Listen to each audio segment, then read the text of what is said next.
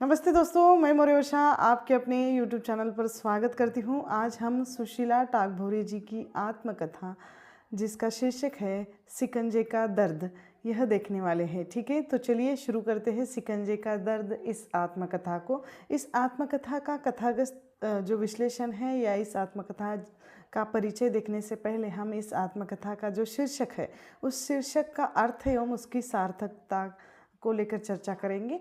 अब शिकंजे का दर्द यानी शिकंजा पंजा, जैसे शेर का पंजा होता है या अपने हाथ का जो पंजा जिसको बोला जाता है, जिस शिकंजे के यानी पंजे के जकड़न में आने के बाद उससे राहत मिलना बहुत मुश्किल काम है, यानी उससे छूट पाना इतना आसान नहीं है। और उस बात का दर्द यानी जो स्वाभाविक जो दर्द होता है उसका चित्रण है।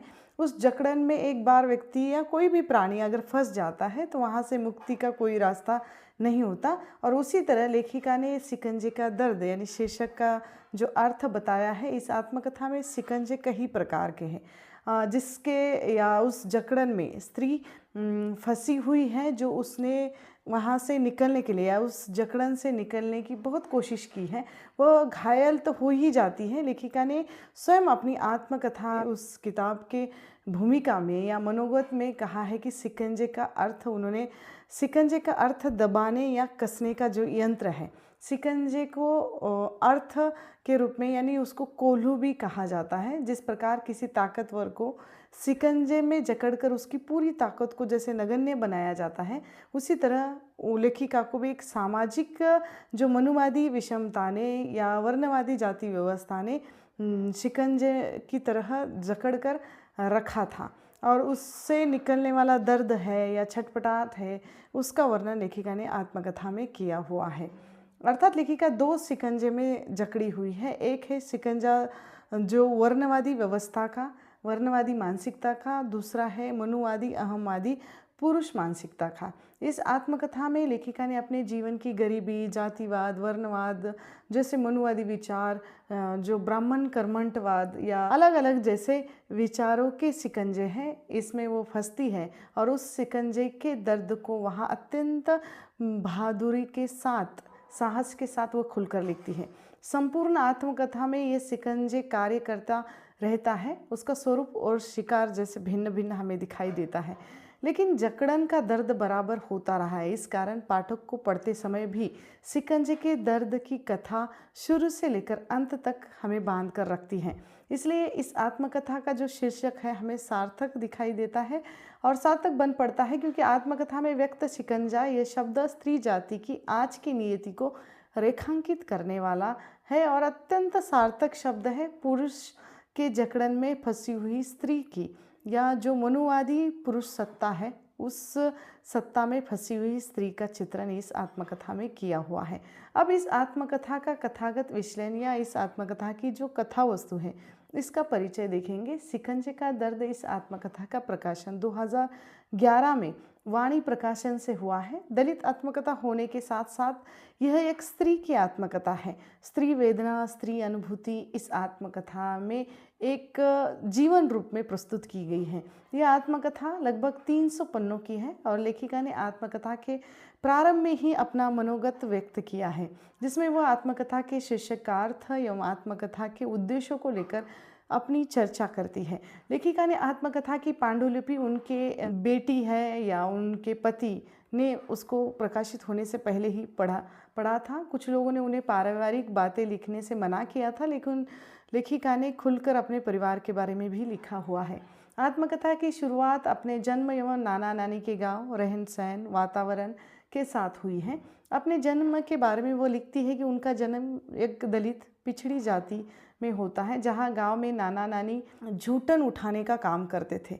अपने नानी के संघर्ष की गाथा उसने बताई है। लेखिका ने नाना नानी का जीवन, गांव की जूठन या उतरन के कपड़े पहनने को लेकर ये सारी कथाएं जैसे सिलसिलेवार हमें बताई है। नाना नानी के गांव में पारंपरिक मेहतर का काम वह नानी करती थी।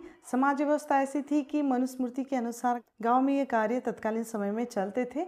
नानी हमेशा अंग्रेज़ों की तारीफ करती थी क्योंकि उनको या उनके कारण ही सभी जाति के लोगों के बच्चों को स्कूल में पढ़ने का मौका मिला था, नहीं तो दलित जाति के या निम्न जाति के लोग पढ़ते नहीं थे। लेखिका का अपने नानी के विचारों का सहमत होना या तत्कालीन समय में निम्न जातियों में भूखमरी की समस्या हमें प्रमुख रूप से दिखाई देती है। समाज में अनपढ़, अशिक्षितता, भूख, गरीबी, अस्पृश्यता, जातिवाद, अंधश्रद्धा आदि का चित्रण हमें दिखाई देता है। लेखिका का बचपन आम गरीब अछूत बच्चों की तरह ही रहता है। देहाती जीवन की तत्कालीन समय की जो सामाजिक मर्यादाओं के चलते पति पत्नी अपने बच्चों के नामों से एक दूसरे को जैसे संबोधित करते हैं, लेखिका के माता पिता शिक्षा के प्रति जागरूक हमें दिखाई देते हैं। लेखिका की नानी के समय तो शिक्षा की बात सोची भी नहीं जा सकती थी। वह अपनी बेटी पन्नाबाई को चाहकर भी पढ़ा नहीं पाई। गांव में स्कूल के लिए वातावरण भी नहीं था और स्कूल की इमारत भी नहीं थी। अब यहाँ ये प्रश्न उठता है कि लेखिका की माँ ने उनकी पढ़ाई के लिए सहयोग किया है, लेकिन लेखिका के नानी ने अपने बेटी को पढ़ाना चाहा लेकिन वो पढ़ा नहीं पाई और ये जो व्यवस्था थी उस व्यवस्था पर यह प्रश्न चिन्ह लगता है। अर्थात उनके 2 बड़े भाई और 2 छोटे भाई शिक्षा लेते हैं, उसमें अकेली जो लड़की है सुशीला पढ़ाई में बहुत आगे रहती है, होशियार रहती है। और इस आत्मकथा में एक माँ का अपने बच्चों को पढ़ाने के लिए किया गया संघर्ष और बच्चों का अपनी शिक्षा अर्जित करने के लिए किया गया संघर्ष, दोनों भी संघर्ष हमें दिखाई देते हैं। लेखिका ने आत्मकथा में अपनी आप बीती के द्वारा तत्कालीन दलित पिछड़ी जाति का या लोगों की कथा भी बताई है, जहाँ शिक्षा का महत्व दूर दूर तक उस समाज में नहीं था।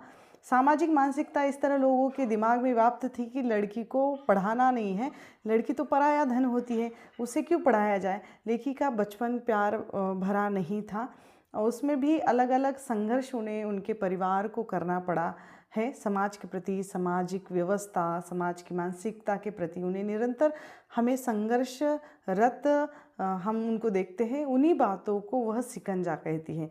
अब यहाँ शिकंजे एक नहीं है, कई अनेक है। उन शिकंजों की जकड़न से जूझते हुए लेखिका ने अपनी पढ़ाई किस तरह पूरी की इसका भी वर्णन आता है। अपनी बचपन की यादों में लेखिका की शिक्षा के प्रति लगन देखकर उन्हें स्कूल में दाखिला करवा दिया जाता है। स्कूल में सवर्णों के छुआछूत, जाति भेद के कारण कक्षा में सबसे पीछे बैठना उनको पड़ता था। उपहासात्मक शब्दों को सुनना पड़ता था। गलत परंपराओं का बोलबाला उस ज़माने में ज़्यादा होने के कारण लेखिका को शिक्षा लेते समय अनेक कठिनाइयों का सामना भी करना पड़ा है। संकोच के साथ मन को मारकर हर समय उनको जीना पड़ा है। लेखिका ने आत्मकथा में अपनी नानी और उसके ज़माने की समाज व्यवस्था की कथा बड़े विस्तार से लिखी है। पिछड़ी जाति के होने के कारण गांव में सवर्ण लोग किस तरह नानी से सफाई का काम करवाते थे। पूरी गंदगी वह दिन भर उठाती है, जिसके चलते वह रात के समय थक जाती है। यहाँ नानी के माध्यम से तत्कालीन दलितों की सामाजिक स्थिति कैसी थी इसको हम पढ़ते हैं। अपनी नानी भगवान को इस तरह कोसती है, गालियाँ देती है, इसका भी वर्णन वह करती है। नानी की कथा लेखिका इसलिए बताती है, नानी, माँ और लेखिका ये 3 पीढ़ियों का वर्णन हमें इस आत्मकथा में दिखाई देता है। अनपढ़ होकर अपने बेटी का शोषण वह होने नहीं देती। वह अपने बेटी को, अपने बच्चों को पढ़ा लिखा कर बड़ा करना चाहती है ताकि सवर्णों के अत्याचारों से बच्चों को दूर रख सके या बच्चों को वो अत्याचार सहन न करने पड़े। लेखिका ने समाज में व्याप्त दलित पिछड़े समाज की स्थिति, अंधश्रद्धाएं, अज्ञान, आर्थिक परिस्थिति आदि का वर्णन किया हुआ है। गांव में जाति भेद का वातावरण, इससे होने वाले झगड़े, तान तनाव, गांव की समस्याएं, परंपराएं, रीति रिवाज, पूजा अर्चना, नृत्य आदि बातों का सविस्तार वर्णन लेखिका ने अपने आत्मकथा में किया हुआ है। लेखिका अपने बचपन में किस तरह महंगी चीज़ें दिलवाने के लिए जिद करती थी, अपने जिद्दी होने के स्वभाव के बारे में भी वो बहुत सारे चीज़ें या बहुत सारी अनुभवपरक बातें लिखती हैं। लेखिका का पालन पोषण ऐसे समाज में हुआ जहाँ लड़कियों को लड़कों के मुकाबले दुय्यम स्थान दिया जाता था। जिस घर में बेटा नहीं है उसे लोग भला बुरा कहते थे।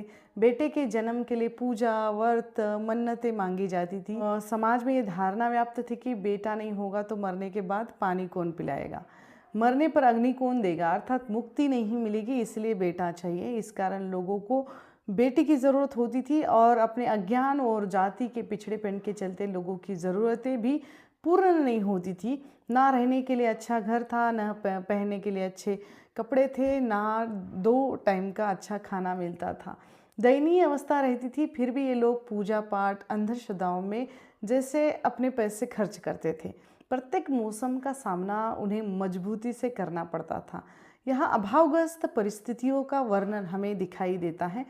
लेखिका का बचपन अत्यंत अभावग्रस्त स्थिति में बीता हुआ है, जिसके चलते उन्हें कई बार अपमानित भी होना पड़ा है। लेखिका अपनी बचपन की यादों में अपनी विवशता, अपनी मजबूरी लिखती है। अभावग्रस्त जीवन के कारण झूठे बैर रखकर बाद में वह खाती है, जिस कारण स्कूल में उन्हें अपमानित भी होना पड़ता है। जाति भेद के कारण छुआछूत समाज में बहुत अधिक थी, जिस कारण लेखिका को बचपन में स्कूल में समाज में संघर्ष करना पड़ा था। पिछड़ी जाति के होने के कारण उनके साथ गलत व्यवहार होता था, जैसे दूर से उनको पानी पिलाना, सार्वजनिक नल पर पानी पीने नहीं देना आदि बातें उनको सहनी पड़ती थी। उनका समाज हमेशा सहते हुए हमें दिखाई देता है। आत्मकथा में जाति भेद, छुआछूत, वर्ग व्यवस्था को हम जब पढ़ते हैं, तत्कालीन सवर्णों का रवैया हमें दिखाई देता है और हमारा दिल दहल जाता है। इन बातों को पढ़कर मन सुन्न होता है, दिमाग सोचता तो बहुत कुछ है किंतु लिख नहीं पाता है। अर्थात ऐसी गंभीर परिस्थितियों में लेखिका जैसे कितने ही लोग अपना जीवन व्यतीत करते हैं। यह आत्मकथा उस समाज का कच्चा चिट्ठा है जो दलित पिछड़ी जातियों पर बरसों से अन्याय अत्याचार होता रहा है। इस आत्मकथा के बारे में डॉक्टर संजय गड़पायले ने कहा हुआ है कि डॉक्टर सुशीला टागभोरे जी की आत्मकथा शिकंजे का दर्द, यह आत्मकथा स्वतंत्रता के साथ दलित होने का या स्त्री होने का, इसमें शोषित, पीड़ित, अपमानित, अभावग्रस्त जीवन की ये व्यथा कथा है। स्वतंत्रता के बाद कुछ लोग इसके आदी हो गए थे क्योंकि उन्हें शोषण की आदत पड़ गई थी। डॉक्टर बाबा साहेब अम्बेडकर के विचारों से प्रभावित लोग आज अन्याय करने से डरते हैं। समाज सुधार की भावना दिमाग में हमारे तो आती है, अन्याय नहीं करने देते या अन्याय सहते नहीं हैं, लेकिन समाज सुधार की भावना हर किसी के दिमाग में उपजती है क्या? किंतु उसे अमल में लाने पर एक कड़ा अनुभव, संघर्ष करना पड़ता है। जिन लोगों ने ये भोगा है, सहा है, उनका दुख संघर्ष कोई नहीं समझ पाया है, न ये समझ सका है और न ये कभी भी समझेगा, क्योंकि ये लिखकर भी उनके दर्द और दर्द भरे दुख को राहत मिलने वाली नहीं है। किंतु हम देखते हैं कि सामाजिक स्थितियों का पर्दाफाश करने का प्रयास लेखिका ने अपनी आत्मकथा के माध्यम से किया हुआ है। लेखिका लिखती है कि धर्मवाद, जातिवाद, वर्गवाद, जन्मवाद, भाग्यवाद आदि बातों में दलित वर्ग के लोगों को उलझाया जाता है। ये लोग भी अपने अज्ञान, अशिक्षितता के कारण इसमें फंसते चले जाते हैं। मात्र अनुकरण के आधार पर ये जैसे त्यौहार, उत्सव, पूजा पाठ करते एवं मनाते हैं। अपनी ही समस्याओं में उलझे रहना और उसी में अपनी खुशी ढूंढना, उसकी मानो जैसे इन लोगों को आदत पड़ गई थी। अभाव का जीवन होकर भी लोग इसमें अपनी खुशी ढूंढते थे। अपने घर में माता पिता की आर्थिक कठिनाइयों और उनकी चिंता का विषय लेखिका को धीरे धीरे समझ में आने लगा था। वह अपने माता के साथ खेतों में काम करने भी जाती थी, घरों के कामों में वह हाथ बटाती थी। बचपन से लेखिका का स्वभाव हमें थोड़ा विद्रोही दिखाई देता है। घर वालों पर सवर्णों का अत्याचार देखकर उसे बहुत दुख होता है। छोटी सी वह है किंतु अपने घर पर, जाति पर, अपने पर हो रहे अत्याचार वह समझती है। इन बातों से उसे संकोच और दुख भी होता है। आत्मकथा में मजदूर वर्ग का शोषण भी हमें दिखाई देता है।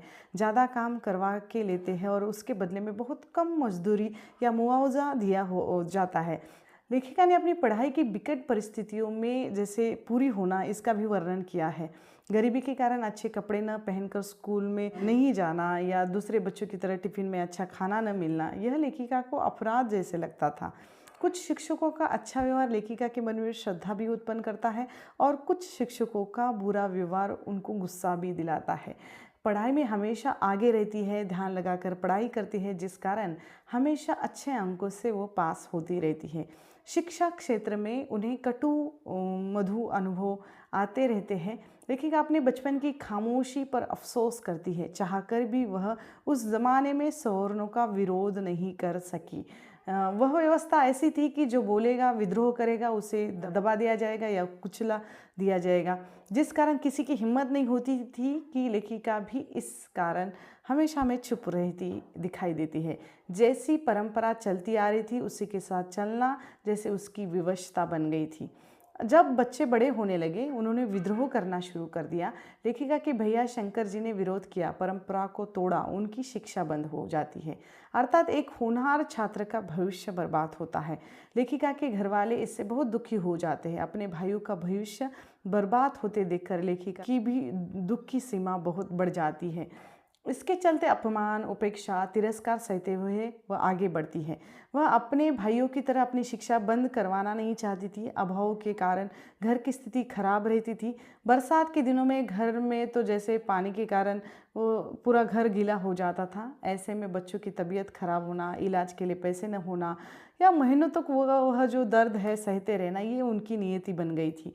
लेखिका अपने समाज के रहन सहन, उनका आर्थिक सामाजिक शोषण या शैक्षणिक स्थिति का वर्णन भी करती है। अपने बचपन के न जाने कितने ही अंधश्रद्धा को बढ़ावा देने वाले, गलत परंपराओं को मानने वाले अनुभव भी वह लेखिका बताती है। ये लोग उत्सव, परंपराओं, देवताओं के व्रतों के लिए कर्ज लेते हैं, फिर जिंदगी भर कर्ज में डूबे रहते हैं।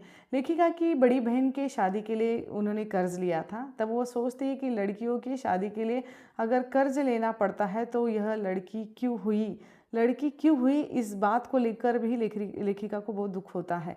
उन्हें ये समझ नहीं आता कि वह भी एक लड़की है। अपने गांव में भरने वाले जो मेले का वर्णन भी उन्होंने किया है। उन्हें ये समझ नहीं आता था कि किस तरह गरीब पिछड़ी जाति के लोगों में देवी देवता लोग शरण लेते हैं, जिसके चलते उनकी स्थिति बिकट होती चली जाती है।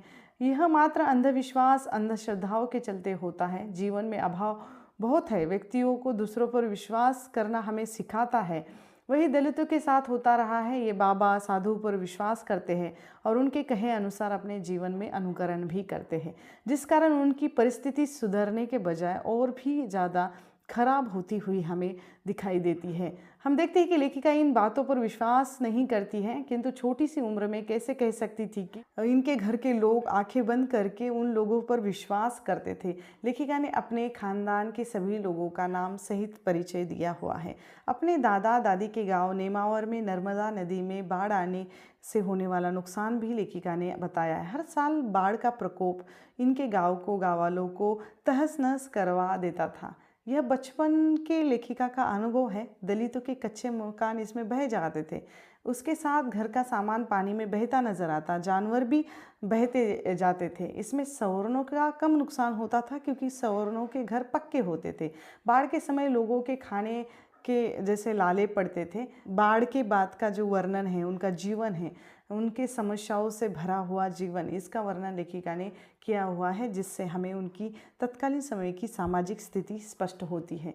पैसे के अभाव के कारण स्कूल में रोज़ एक ही ड्रेस पहनकर जाना पड़ता था और लेखिका को इसके कारण बहुत शर्मिंदगी महसूस होती थी। इस कारण वो 1-2 दिन स्कूल ही नहीं जाती थी। लेखिका ने अपने अभाव का लेखा जोखा तो लिखा ही है, जिसके चलते उनकी पढ़ाई में रुकावटें आती। माता पिता जब जानकर भी चुप रहते थे, उसको न जाने के कितने ही अवसरों को छोड़ना पड़ता था और 11वीं में साइंस के बदले आर्ट्स लेकर पढ़ाई करती। लेखिका के माता पिता प्रगतिवादी और परिवर्तनवादी विचारों के थे।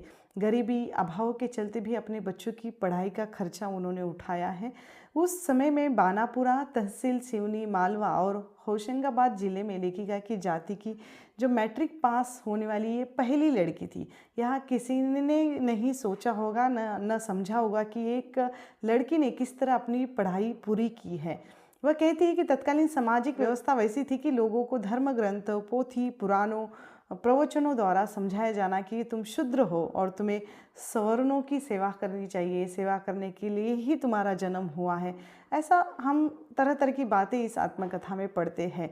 लेखिका जब 10वीं पास होती थी तो उनकी विचार श्रेणी आकार लेने लगती है। वह अपने समाज, अपने जाति के लोगों के बारे में विचार मंथन करती है।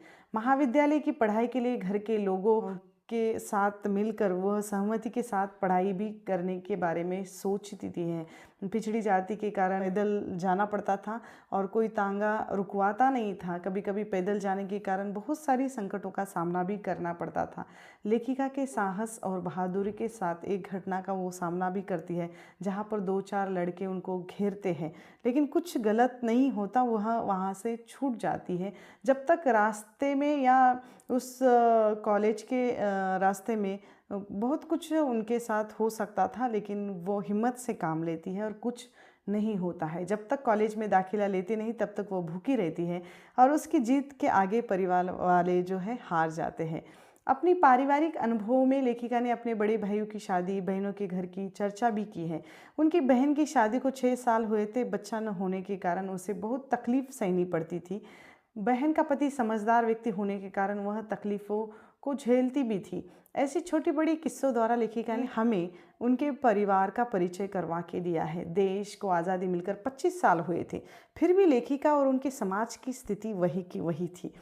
परिवार के सभी सदस्यों को लेखिका की चिंता रहती थी क्योंकि वह अकेले पढ़ने के लिए जाती है। लेखिका के लिए रिश्ते देखे जाते हैं, कई रिश्ते बराबरी के नहीं होने के कारण नकारे भी जाते हैं। आत्मकथा में यहाँ तक लेखिका अपने मायके का वर्णन करती है। अब इसके बाद लेखिका के जीवन में दूसरे शिकंजों का प्रवेश होता है। एक जकड़न से निकलकर दूसरे जकड़न में फंसने का दर्द अनुभव लेखिका अब हमारे साथ साझा करती है।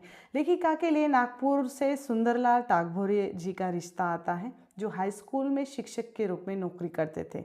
उस समय नौकरी करने वाला लड़का मिलना बड़ा कठिन काम था और इस कारण लड़की की उम्र ज़्यादा होने के बावजूद भी लड़की के परिवार वालों ने या लेखिका के परिवार वालों ने लेखिका की शादी के लिए सहमति दी थी। तत्कालीन समय में लड़कियों की सहमति असहमति पूछना ज़रूरी नहीं समझा जाता था।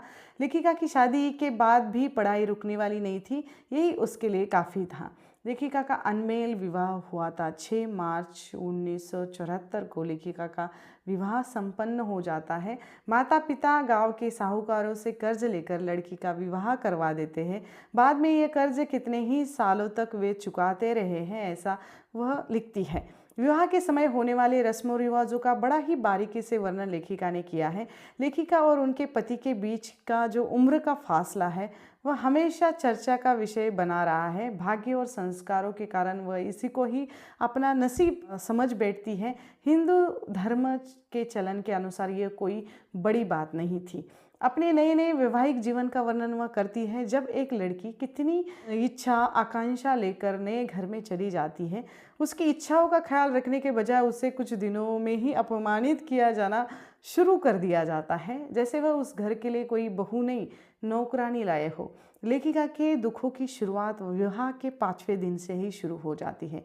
मायके द्वारा दिया गया सगुन उसके मुंह पर फेंक कर मारना, उसके साथ गाली गलौज करना, यह सब देखकर लेखिका पहले तो आश्चर्यचकित रह जाती है। एक लड़की के अरमानों को इस तरह कुचल देना और वह उस दर्द से जैसे उसको भोगना कितना भयावह रहा होगा, यह हम अनुभव भी नहीं कर सकते। घर में ननंद सास का वर्चस्व था। अपने समस्याओं या कमजोरी का घुस पति अपनी पत्नी सुशीला पर निकालता था। टागभोरे ने लेखिका की नौकरी की बात इसलिए की क्योंकि वे घर खर्च में कुछ काम आ सके। बीए का उत्तीर्ण होना, बीएड करना, इसके लिए काफ़ी संघर्ष उनको करना पड़ता है। पढ़ी लिखी पत्नी को घर में कोई इज्जत नहीं थी। अनपढ़ गंवार ननंद उसे बेवकूफ़ समझती थी। अपने वैवाहिक अनुभवों के बारे में वो लिखती हैं, एक कमरे में घर में एक साथ तो रहते हैं लेकिन इनको अकेलापन महसूस होता है क्योंकि नई शादी होने के बाद लड़की को समझाने के बजाय सीधे उस पर गुस्सा करते थे। लेखिकाओं को शारीरिक मानसिक यातनाएं दी जाती है। सीधे उस पर गुस्सा करना अजीब स्वभाव के व्यक्ति टागभोरे जी रहे हैं, जो अपने जूते उतरवाते थे, पत्नी की खाने की प्लेट को लात मारते थे, लातों से चप्पल से मारना यानी शारीरिक यातनाएं देना और पत्नी पर गुस्सा उतारते थे। लेखिका यह चुपचाप सहन करती है। लेखिका ने अपने पति के रवैये के बारे में विस्तार से लिखा है और पुरुष सत्ता घर में बनाए रखने के लिए हमेशा स्त्री को अपमानित दबा कर रखता है। इस आत्मकथा में लेखिका ने पति के गुण और अवगुण दोनों को बेबाक रूप से लिखा है। अपने पति द्वारा प्रताड़ित होने के बाद उन्होंने अपनी लेखनी में जैसे आक्रोश व्यक्त किया है। यहाँ पति के मन में पत्नी की प्रगति, प्रतिष्ठा, विद्वता, पर कहीं भी हमें एक दूसरे में मेल दिखाई नहीं देता। हम पढ़ते हैं कि लेखिका भी अपने पति द्वारा शोषित, प्रताड़ित है, औरों के सामने पत्नी का मान सम्मान रखते थे और घर वालों के सामने पत्नी को प्रताड़ित करते थे। उनका यह बदला हुआ रूप लेखिका समझ नहीं पाती थी। अपनी माँ बहन के सामने पति होने का वर्चस्व दिखाते थे। यहाँ पारंपरिक पितृसत्तात्मक सोच है जो पत्नी को अपने शासन में दबा कर रखती है, और इस कारण टागभोरे जी अपना वर्चस्व अपनी पत्नी पर रखना चाहते थे, जिसके परिणाम स्वरूप लेखिका को दुख झेलना पड़ता है। परिवार ने उनका शारीरिक, मानसिक, आर्थिक शोषण किया हुआ है। अपने पति की मारपीट, गुस्सा, गाली गलौज के चलते उन्होंने सालों निकाले हैं। स्त्री सहनशील होती है, लेकिन पढ़ी लिखी सहनशील है, और प्रसिद्ध लेखिका प्राध्यापिका जो सहनशील है, जो स्वयं कमाती है फिर भी सहन करती है। अपनी बेबसी, लाचारी पर वो रोती है। ननंद का आतंक इस आत्मकथा में पढ़ने को मिलता है, जो अपने बच्चों, पति सहित मायके में आकर बसी हुई है। चुपचाप रहती भी नहीं है, अपने ही भाई के संसार में विष घोलती रहती है, जिसके चलते घर में खर्चा बढ़ता है। कमाने वाला 1 और खाने वाले 10, इस तरह इनकी हालत होती है। लेखिका पर अत्याचार होता रहता है। वह पलटकर जवाब देती तो शायद इतना अत्याचार उस पर नहीं होता। घर में आर्थिक तंगी हमेशा दिखाई देती है, जिसके चलते टागभोरे जी पत्नी की नौकरी के बारे में सोचने लगते हैं। लेखिका की पहली नौकरी मातृ सेवा संघ अस्पताल में लीनन कीपर की थी। लेखिका की योग्यता के अनुसार वह नौकरी नहीं थी, लेकिन मजबूरी में वह उनको नौकरी करनी पड़ती थी। घर से माहौल या घर के उस माहौल से बाहर वह निकलना चाहती थी। वहाँ की एक मैडम ने लेखिका के पति को कहा भी था कि आपकी मिसेस BA B.Ed है, आप किसी शिक्षक पद पर या शिक्षिका पद पर इसके लिए नौकरी ढूंढ सकते हैं। लेखिका के पति ने इस नौकरी के लिए बहुत मिन्नतें भी की थी। वहाँ मात्र 150 रुपये महीने से वो नौकरी करती थी। अपने और पति के बीच का उम्र का फासला उन्हें हर जगह नज़र आता था। वे जहाँ कहाँ भी जाते उन्हें लोग देखते रहते। लेखिका को इस बात का बहुत बुरा लगता। पति पत्नी के बीच जो लगाव, प्रेम, विश्वास होना चाहिए, वह लेखिका को अपने पति से मिलता नहीं है। अपनी भावनाओं को व्यक्त करती हुई बीती घटनाओं को हमारे सामने प्रस्तुत करती है। एक आज्ञाकारी पत्नी की तरह लेखिका अपने पति की छोटी बड़ी सभी इच्छाओं का मान रखती है। उनके सभी कार्य समय पर करती है, क्योंकि समय पर न होने पर मारपीट, गाली गलौज शुरू होती थी। लेखिका की पहली तनख्वाह पर भी उसका अधिकार नहीं था। वह अपनी कमाई स्वयं खर्च नहीं कर सकती थी, अर्थात स्त्री को अपनी कमाई खर्च करने का अधिकार भी नहीं था। लेखिका ने अपनी कमाई के लिए अनेक स्वप्न देखे थे, किंतु हर महीने वह कमाई पति के हाथ में चली जाती थी, जिसके बारे में हिसाब भी मांगा नहीं जा सकता था। कमाने वाली के लिए अलग नियम और घर के लोगों के लिए अलग नियम थे। जो लोग वहाँ पर घर में रहते थे उनके लिए अलग नियम थे। उससे अच्छे कपड़े तक नसीब नहीं होते थे, अर्थात आर्थिक शोषण उनका किया हुआ है। काम की जगह पर लेखिका को अनेक कठिनाइयों का सामना करना पड़ा। उस पर चोरी का आरोप भी लगाया जाता है, लेकिन उनकी ईमानदारी के चलते उस घटना से वह बाहर निकल जाती है। 1976 में मातृ सेवा संघ की नौकरी छोड़कर प्रकाश हाई स्कूल में शिक्षिका के पद पर वह नियुक्त हो जाती है।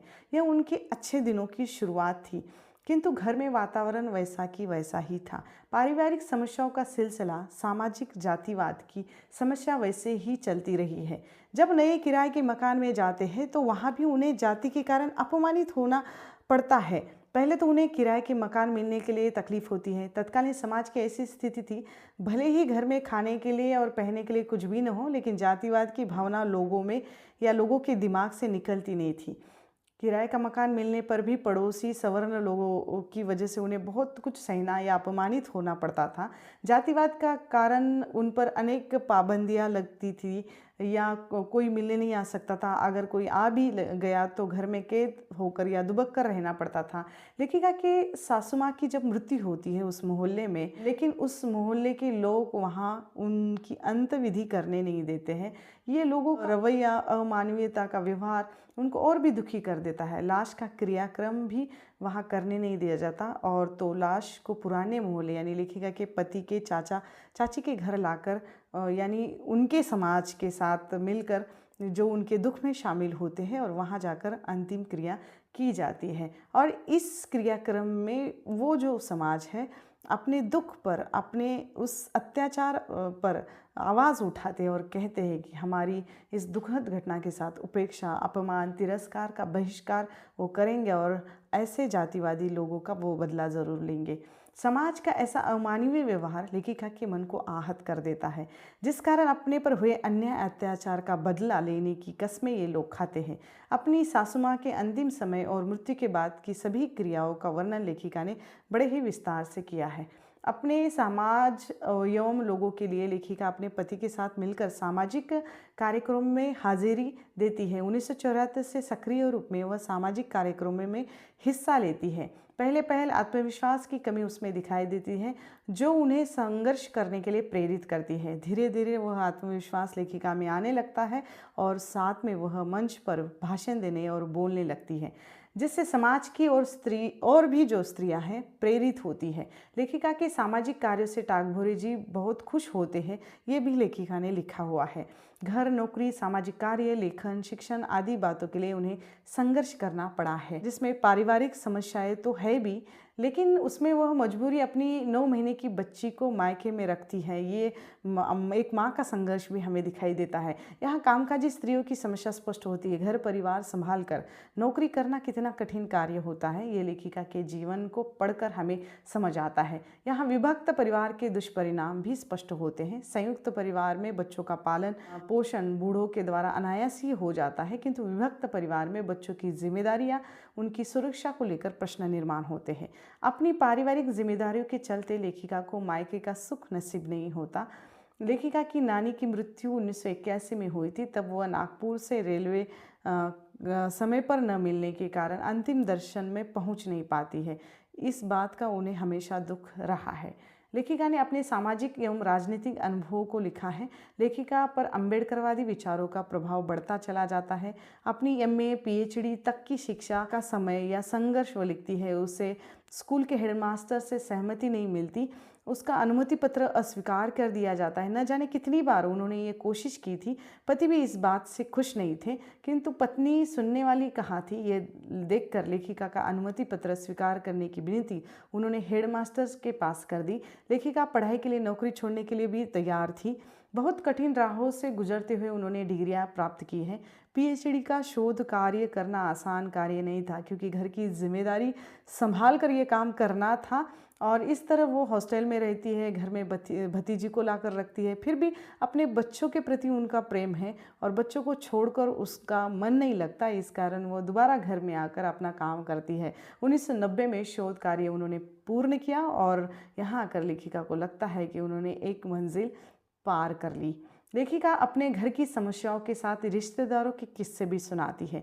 लेखिका की बेटी मोहिनी का जन्म के बाद एक रिश्तेदार लेखिका को बेटी दत्तक देने की बात करते हैं। लेखिका उन्हें बेटी को दत्तक देने से इनकार कर देती है। कुछ रिश्तेदार अंधश्रद्धा, देवी का शरीर में आना, पूजा पाठ से संबंधित घटना भी लेखिका के घर में करते हैं। लेखिका के साथ ये हमेशा रहा है। वह इसका विरोध करने की हिम्मत नहीं कर पाती थी। मनुवादी सोच या पुरुष अहमवादी वर्ग जो स्त्री को अधिकार विहीन बनाना चाहता है, स्त्रियों पर शासन करना यही एकमात्र उनका लक्ष्य है। छोटी छोटी चीज़ें खरीदने के लिए वह अपने पति पर निर्भर रहती है। मारपीट के कारण उनका शरीर एवं मन तनाव, दर्द से गुजरता है। वह होश या बेहोशी को समझ नहीं पाती थी। बच्चों पर गलत असर पड़ता था। बचपन से वह अपनी माँ को मारते हुए पिता को देखते हैं, जो बड़े होते हैं तो झगड़ों का विरोध भी करते हैं। लेखिका अपने पति से अलग होने का निर्णय भी लेती है, किंतु दोबारा अपने बच्चों के कारण निर्णय बदल लेती है। बच्चों को पिता की आवश्यकता होती है, उन पर अन्याय न हो, इस कारण वह शांत रहती है। लेखिका धीरे धीरे हिम्मत करके अपना चेक बुक, अपना पासबुक अपने पास रखती है। पति इस पर बहुत गुस्सा होते हैं, गाली गलौज होती है। एक सुशिक्षित पत्नी के साथ एक सुशिक्षित पति का अन्याय करना, पत्नी की कमाई पर अपना अधिकार जमाना, अपने मन में उठे आक्रोश को वो पति के सामने उठा नहीं पाती है। लेखिका वही अपने मन का आक्रोश अपने साहित्य में लाने का प्रयास करती है। साहित्य में अपना विद्रोही भाव व्यक्त करती है और यहाँ हम देखते हैं कि उसका परिणाम उनका साहित्य है कि मन का आक्रोश उनके साहित्य में हमें दिखाई देता है। लेखिका अपने सामाजिक साहित्यिक कार्यक्रमों की वजह से अनेक शहरों गाँवों में जाती रही है। अपने सामाजिक कार्यों से वह स्वयं पर हो रहे अन्याय को समझने लगती है, किंतु उसका विरोध नहीं कर पाती। सामाजिक कार्यक्रम जैसे दलित महिला आंदोलन, महिला मुक्ति आंदोलन आदि से वह जुड़ी हुई थी। उन आंदोलनों में वह सहभाग लेती है। समाज की महिलाओं की घरेलू हिंसा, शोषण, प्रताड़ना सुनकर लेखिका को अपनी स्थिति का आभास होता है। अपने पति का उसे कम आंकना, उससे बदसूरत कहना, उसकी योग्यता को नकारना इनको बहुत बुरा लगता है। स्वयं पति तबीयत से बीमार रहते थे, जिसके बारे में लेखिका कुछ भी नहीं कहती है। लेखिका अपनी मानसिक पीड़ा को आत्मकथा में व्यक्त करती है। लेखिका का अनमोल विवाह ही दुखों का कारण था, ऐसा उसे लगता है। बाहरी दुनिया से जुड़कर भी लेखिका अन्य अत्याचार को सहन कर रही थी। लेखिका जैसी कितनी ही स्त्रियां हैं जो अपनी ज़िंदगी में ये संताप झेलती है। लेखिका स्वयं निर्णय नहीं ले सकती, पति से पूछकर ही साहित्यिक पत्र लिखे जाते हैं। इस बीच उनको बहुत कुछ सहना पड़ता है, जैसे उनके लेखन को गलत साबित करना, उन्हें बेवकूफ़ समझना, नकारात्मक उत्तर देना आदि बातें बड़ी भयानक थी। यहाँ लेखिका धीरे धीरे इन परिस्थितियों के साथ स्वयं को बदलती है। पति को बिना बताए पत्र लिखती है, पलटकर जवाब भी नहीं दे सकती थी, क्योंकि पति अपनी ताकत जो मारपीट करवा के निकालता था या दिखाता था, वहाँ मारपीट या ताकत का सहारा पुरुष लेता है और अर्थात पुरुष बल प्रयोग करता है। लेखिका अपने पति के गुण अवगुणों को आत्मकथा में लिखती है। उनका लाभ मार्गदर्शन कैसे मिला, कहाँ मिला, ये भी लिखती है। अर्थात तटस्थ भाव से अपने पति के बारे में लिखने वाली ये लेखिका है। उसको जानबूझकर ऐसे हालात में धकेला जाता है कि वह सामान्य जीवन न जी सके, कोई प्रश्न न कर सके, कोई शिकायत न कर सके, ताकि अपनी कमजोरियों को छिपाया जा सके। अर्थात यहाँ हम देख सकते हैं कि एक स्त्री को सार्वजनिक स्थितियों से, सार्वजनिक स्थलों से दूर रखने का प्रयास किया जाता है। अर्थात यहाँ प्यार को, अपनेपन को वह लेखिका तरसती रही है। कल्पना में अपनापन, प्यार ढूंढने लगती है। एक पत्नी का पति के होते हुए ऐसा सोचना पति की या दाम्पत्य जीवन की हार नहीं है। एक पत्नी जहाँ साहित्य में एक वर्चस्व स्थापित करती है, एक लेखिका बन जाती है। अभाव में जीते हुए अपने जीवन में बहुत कुछ हासिल करती है। जिम्मेदारियों को निभाते हुए सब कुछ भूलने की कोशिश करती है। उनके जीवन में पति का व्यवहार कुछ गलत ज़रूर रहा है, किंतु पति के कारण लाभ भी हुआ है। इस कारण लेखिका दुख दर्द भूलकर सामान्य बने रहने की कोशिश भी करती है। अपने साहित्यिक गोष्ठियों, चर्चा सत्र एवं सेमिनारों का वर्णन भी लेखिका करती है। प्रसिद्ध लेखिका रमणीका गुप्ता जी से उनकी भेंट मुलाकात का वर्णन, चर्चा का वर्णन भी यहाँ हम पढ़ते हैं। अपने लेखन की शुरुआती दिन के अनुभव भी लिखे हैं। वह अपनी कहानी लिखकर पति को दिखाती थी। पति अपने अहम के चलते लेखिका को कुछ बताने के बजाय कहानी को गलत कहते थे और पति जैसे नकारात्मक बातें करते थे। इस कारण उनका उस समय लेखन रुक जाता था। टागभोरे जी लेखिका को साहित्य क्षेत्र से, लेखन से दूर रखने के लिए, उसे सामान्य ही स्त्री के रूप में बने रहने के लिए सब प्रयास करते। उनके लेखन पर कम टिप्पणी देते थे। धीरे धीरे अपने अधिकारों को वो समझने लगती है। अपने पैसे खुद घर पर यानी खुद के ऊपर वो खर्च करती है। देश विदेश घूमने लगती है। बच्चों की शिक्षा, उनके विवाह आदि का खर्च वो स्वयं उठाती है। अपना घर स्वयं के नाम पर करने की जिद भी करती है। उसका बदला हुआ वो जो रूप है हम देखते हैं। लेखिका पति को नहीं, समाज व्याप्त पुरुष मानसिकता को दोषी ठहराती है। जो लोग पत्नियों का शोषण करते हैं, जो अपना पति होने का रौब दिखाते हैं, यहाँ उस पति के मनोवर्ती का वह चित्रण करती है। पति के सेवानिवृत्ति के बाद कमाने वाली अकेली स्त्री होने के कारण वह अपनी जिम्मेदारियों को बड़े ही सोच समझ कर निभाती है। अपनी बेटियों की शादी बिना दहेज के करवाती है। बड़ी बेटी का अंतरजातीय विवाह भी करवा देती है। वाल्मीकि जाति की बेटी का बौद्ध पद्धति से विवाह होना ये पहली घटना थी। समाज कार्य में सिर्फ बोलना नहीं होता, करना भी होता है। यह हमें लेखिका के कार्यों से समझ में आता है। अपने जाति के लोगों का रवैया देखकर वह ये निर्णय तो लेती है। आत्मकथा में शुरू से लेकर अंत तक समाज में व्याप्त जाति भेद, वर्ग भेद, मतभेद दिखाई देते हैं। लेखिका के जीवन के अनेक कटु अनुभव जाति के कारण आए हुए हैं। लोग लेखिका की योग्यता नहीं, उनकी जाति के आधार पर उसकी पहचान करवाते हैं। हालांकि लेखिका का जीवन अब पूरी तरह बदल चुका है। उच्च शिक्षा, नौकरी, रहन सहन के कारण कई गुना समाज के लोगों से आगे वह निकल गई है। फिर भी पिछड़ी जाति का दुख उन्हें हमेशा भोगना पड़ता है। अपने संबंधित कितनी घटनाओं का उल्लेख इन्होंने अपनी आत्मकथा में किया हुआ है। लेखिका अपनी जाति और समाज के लिए कार्य करना चाहती है। वह अपने समाज के दोष भी बताती है, उन्हें शिक्षित और सुसंस्कृत होने की सलाह भी देती है।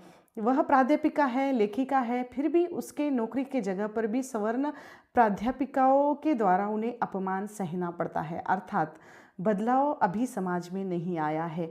लेखिका अपने समाज की मानसिक नासमझी, अज्ञान का वर्णन भी करती है।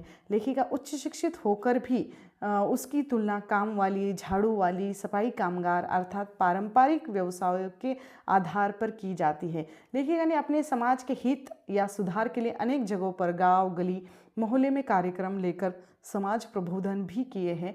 लोगों की रूढ़िवादी पारंपरिक मानसिकता का बदलने के लिए अनेक कार्यक्रमों में हिस्सा भी लिया है। एक बार ऐसे ही वो भाषण देने के लिए गई थी जहाँ पर सभी स्त्रियाँ घूंघट लिए हुए आती हैं। लेखिका के बोलने का प्रभाव इतना हो जाता है कि सभी स्त्रियों ने घूंघट एक साथ उठा दिए थे। अर्थात ये परंपरावादी सोच के विरोध में ऐसा जो एक घटनाक्रम है या ऐसी जो शुरुआत है जो लेखिका ने इस आत्मकथा में लिखी हुई है। डॉक्टर बाबा साहेब अम्बेडकर के विचारों का प्रभाव लेखिका के मन मस्तिष्क पर पड़ा हुआ है और उन्हीं के विचारों का अनुसरण करते हुए वह समाज में कार्यरत है। वाल्मीकि जाति की समकालीन स्थिति को लेखिका ने बहुत ही बहादुरी के साथ लिखा हुआ है। किस तरह लोग अपनी जाति का उद्धार जयंती, नारेबाजी कार्यक्रम करके करते हैं, जिससे समाज सुधार होने वाला नहीं है। लेखिका इन सब के विरोध में है। अपनी किताबें समय पर छपवा न सकने का दुख लेखिका को भी है। लेखिका के लेखन के प्रति जो उनकी रुचि है वो बचपन से है। 1993 से वो दृढ़ निश्चय करती है। अपनी कमाई वह किताबें प्रकाशित करवाने के लिए लगवाती है। और लेखिका की किताबें देर से साहित्यिक क्षेत्र में आने का यही कारण रहा है कि वो घर में वातावरण नहीं था और आर्थिक परिस्थिति ऐसी थी कि घर की सारी जिम्मेदारी यह लेखिका पर थी। और लेखिका अपने सामाजिक साहित्यिक कार्यक्रमों का यात्रा वृत्तांत भी देती है। पहले पहले वह अपने पति के साथ यात्राएं करती है। कहीं भी जाना हो तो पति को साथ लेकर जाती है। बाद में हिम्मत करके अकेली यात्रा का मन बनाकर वह आत्मविश्वास के साथ यात्राएं करती है। आत्मकथा में अलग अलग यात्राएं, जगहों, कार्यक्रमों, वहाँ के साहित्यकारों से परिचित मुलाकातें, भेंट, साहित्यिक विचार विमर्श, सम्मान, पुरस्कार आदि का सविस्तार वर्णन किया हुआ है।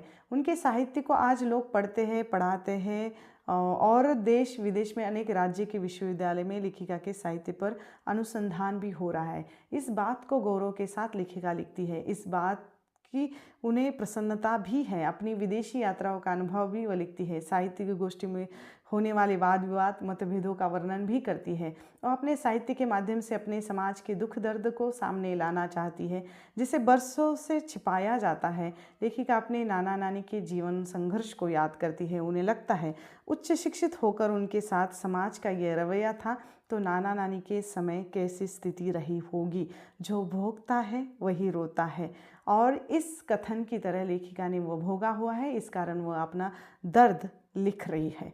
लेखिका आत्मकथा के अंतिम कुछ पृष्ठों में दलित समाज की दशा और दिशा का वर्णन करती है। इस पर विचार विमर्श करती है। साथ ही संपूर्ण विश्व को अपना कुटुंब मानने वाली लेखिका अपने पाठकों को बहुत कुछ सुनाती है, संदेश देती है, मानवता की बात करती है, महिलाओं की स्वतंत्रता की बात करती है। अर्थात मानवता को श्रेष्ठ मानने वाली ये लेखिका जियो और जीने दो का नारा लगाती है। आत्मकथा शिकंजे का दर्द नारी संघर्ष के जीवन के साथ एक दलित स्त्री जीवन का दस्तावेज भी है और हम यहाँ आत्मकथा में दलित स्त्री जीवन के साथ सामाजिक व्यवस्था का इतिहास भी पढ़ते हैं। ठीक है, तो इस आत्मकथा के कुछ निष्कर्ष अब इस तरह है। यह आत्मकथा स्त्री व्यथा और त्रासदी का चित्रण दर्शाती है। पितृसत्तात्मक समाज व्यवस्था द्वारा स्त्री पर होने वाले अत्याचार का चित्रण करती है। विवाह संस्था की विकृतियाँ बताती है। नारी आत्मविश्वास और अस्तित्व को बाधित करने वाली ये मनोवृत्ति इस आत्मकथा में हमें दिखाई देती है। पति और उसके परिवार की खलनायक की भूमिका भी हम इस आत्मकथा में पढ़ते हैं। आर्थिक और आत्मनिर्भरता हेतु संघर्ष करती स्त्री का चित्रण इस आत्मकथा में है। समाज की अन्य स्त्रियों को जागरूक और सचेत करने की लेखिका की बेचैनी इस आत्मकथा में अभिव्यक्त हुई है। इस आत्मकथा से स्त्री जीवन की वास्तविकता का परिचय हमें होता है। यह आत्मकथा एक स्त्री की अपनी संघर्ष यात्रा की कहानी है, साथ ही उसके समाज की व्यथा कथा भी कहानी है। बरसों से चली आ रही समाज व्यवस्था का पोस्टमार्टम लेखिका ने इस आत्मकथा के द्वारा किया हुआ है। सवर्णों का दलितों पर ऐसा अन्याय अत्याचार निश्चित ही असहनीय था, है और रहेगा, जिस पर सवर्णों को शर्म होनी चाहिए। जाति भेद वर्ण व्यवस्था को मानने वाले लोगों के लिए ये आत्मकथा खुला चैलेंज है। मनुवादी संकीर्ण सोच का भंडाफोड़ करने वाली ये आत्मकथा है। स्त्री की स्थिति दलितों में दलित जैसे दिखाई देती है, वह दो तरफा संघर्ष करती है, एक मनुवादी समाज व्यवस्था के विरुद्ध और दूसरा पुरुष संकुचित मानसिकता के विरुद्ध। जो भोगता है वही रोता है, वही लिखता है तो वह क्या बुरा करता है। यह पंक्ति यहाँ लागू होती है। स्त्री हो या दलित, वो भोग चुकी है, सह चुकी है। जब हद से ज़्यादा असहनीय हुआ है तब वह लिख चुकी है या लिख रही है। लेखिका ने आत्मकथा के माध्यम से अपनी नानी, माँ और उसके 3 पीढ़ियों के संघर्ष को लेखिका ने लिखा है। पढ़े लिखे लोगों की निंदनीय मानसिकता का वर्णन हमें इस आत्मकथा में दिखाई देता है। वैसे ये आत्मकथा काफ़ी बड़ी है, बहुत ही सिलसिलेवार सुसंगठित ढंग से बहुत ही सरल भाषा में लिखी गई ये सुशीला टागभोरी जी की आत्मकथा काफ़ी प्रसिद्ध है। मैं सुशीला टागभोरी जी से फ़ोन पर भी बातचीत कर चुकी हूँ और उनके आत्मकथा पर लिखी हुई मेरी कविता भी उनको मैं भेज चुकी हूँ। उनको काफ़ी पसंद आ गई थी। सुशीला टागभोरी जी को हम जैसे साहित्य में पाते हैं वैसे प्रत्यक्ष रूप में भी पाते हैं। आज भी वह हिंदी साहित्य में कार्यरत है, लिख रही है। उनका ऐसा ही निरंतर लेखन चलना चाहिए और चलते रहना चाहिए, यही हम उनको शुभकामनाएं दे सकते हैं। ठीक है, तो सुशीला टागभोरी जी की ये आत्मकथा शिकंजे का दर्द आप लोगों को कैसे लगी मुझे कमेंट करके ज़रूर बताइएगा। और यहाँ तक वीडियो देखा है तो चैनल को सब्सक्राइब, अगर ये वीडियो पसंद आया तो लाइक और शेयर ज़रूर कीजिएगा। ठीक है, तो यहाँ पर हम रुकते हैं, जल्द मिलेंगे एक नई वीडियो में एक नए विषय के साथ। तब तक के लिए धन्यवाद।